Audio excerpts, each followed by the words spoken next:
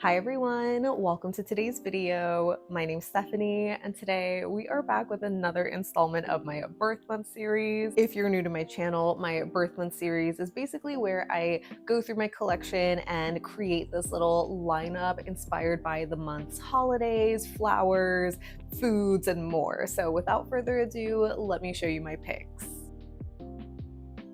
The first polish I have is Cracked Grenadine, which is a beautiful bright red jelly. And I chose this to represent the ruby birthstone, which is a beautiful red gemstone. I feel like this is such a great color match to it, and the jelly finish makes it look super glassy, just like a polished gem. Historically, rubies are associated with power, protection, and wealth. They're often seen a lot in royalty, but they can also symbolize things like love and compassion with their bright red shades. If you want even more red picks, you should check out my video last year on the ruby birthstone.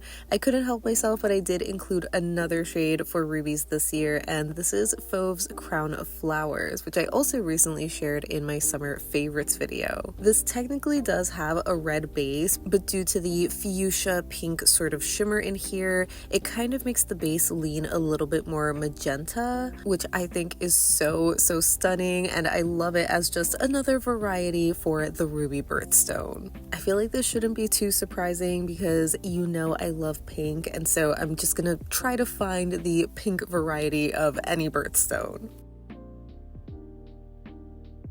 The birth flower for July is the water lily, so obviously I had to feature Alchemy Lacquers Water Lily, which was from Hella Handmade a few months ago. It's such a dreamy polish consisting of this periwinkle sort of leaning jelly base that's filled with these gold and green and blue iridescent flakes. I believe this was inspired by Monet's water lilies. It is just so magical, and water lilies in general represent things like enlightenment and purity. And while you do get those vibes from this kind of polish, I did also want to feature a much more bold color option for water lilies, so this is Morgan Taylor's Berry Juicy from their recent Keep It Juicy collection.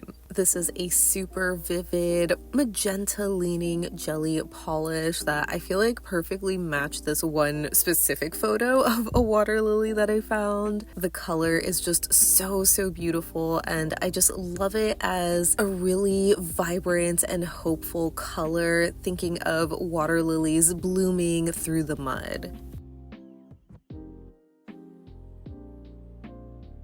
I know last month I shared a ton of food inspired polishes, but this month I only have one shade, and it's Cracked Polishes 24 carats to represent, yes, carrots. This is a super cute, warm, mid-toned orange jelly base, or just a jelly polish. There's nothing else in here, but I love it. You know I'm an orange polish lover, so I just wanted to highlight this one since it's one of their most recent oranges. I love carrots so much. I especially love them when I was younger, when my mom would sort of shave them into a little bowl and put some lime juice and salt on top.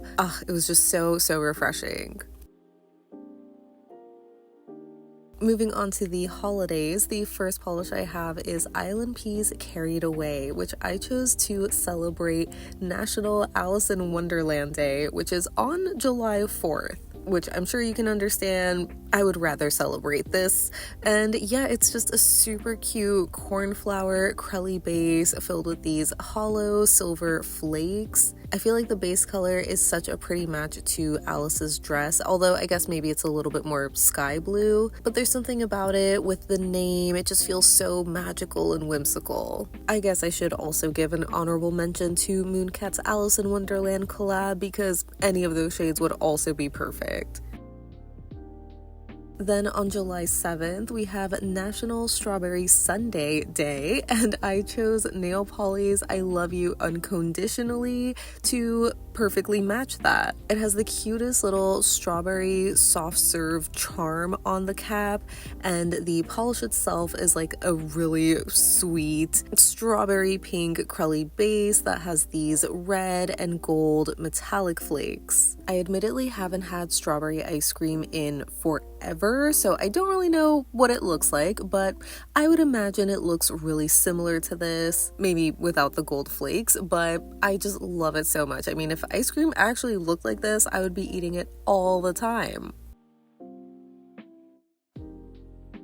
Then on July 10th, we celebrate National Kitten Day, which is so freaking cute. So I had to pull out KBShimmer's Meow or Never from about 12 years ago. It is one of my favorite Crellies that I feel like is sort of fading. I don't remember the glitters looking exactly like this, but I think it is still super cute. Obviously, I picked this one for the name since the colors don't really give kitten vibes, but it's still just such a super cute Crelly that gives me the same kind of cute aggression as a small little fluffy kitten.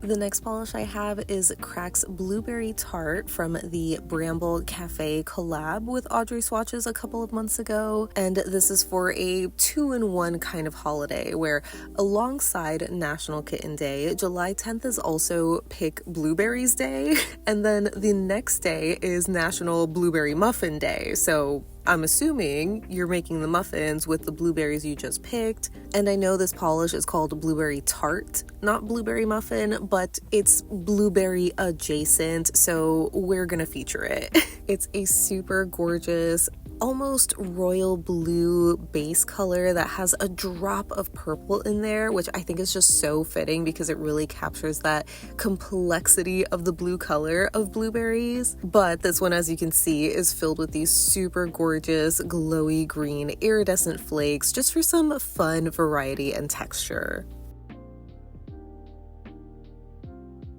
Then later in the month, on July 27th, we can celebrate National New Jersey Day, which I wasn't even aware that states had their own national days, but as somebody born and raised in New Jersey and lived there for most of my life, I just had to feature Glisten and Glow's New Jersey Pine Barrens, which was from a previous polish pickup. This is quite literally the most New Jersey polish that I have, despite having a couple of brands that are based in New Jersey. The Pine Barrens is the home of the infamous Jersey Devil, which is just kind of this urban legend. But now that I think about it, I feel like it would be so funny to see a collection inspired by stereotypical Jersey things. I mean, I would love to see one inspired by the Jersey Shore.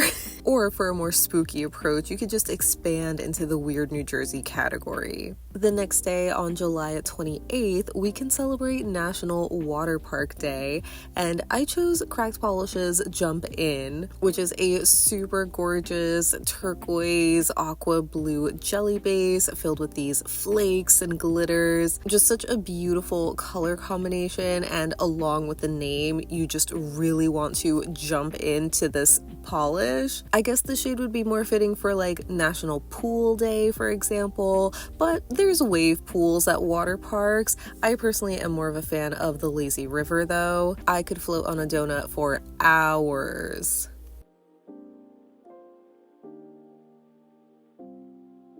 And lastly, on July 29th, we can celebrate National Lipstick Day, which I thought was such a funny, silly holiday. I mean, so many of these holidays are silly, but I thought this was funny to feature because I immediately thought of Zoya Marcia, which is just a classic like lipstick pinky rose kind of color. This also has a phenomenal formula and coverage where it just reminds me of like those satisfying lipstick swatches. But yeah, I immediately thought of this one because I think it looks really, really similar to my staple lipstick color, which is Milani's number 25 Naturally Chic. I sometimes get questions on what lippy I'm wearing, and 9 times out of 10, it is this shade. If anything, it's maybe a little bit more muted compared to Marcia, but still so spot on.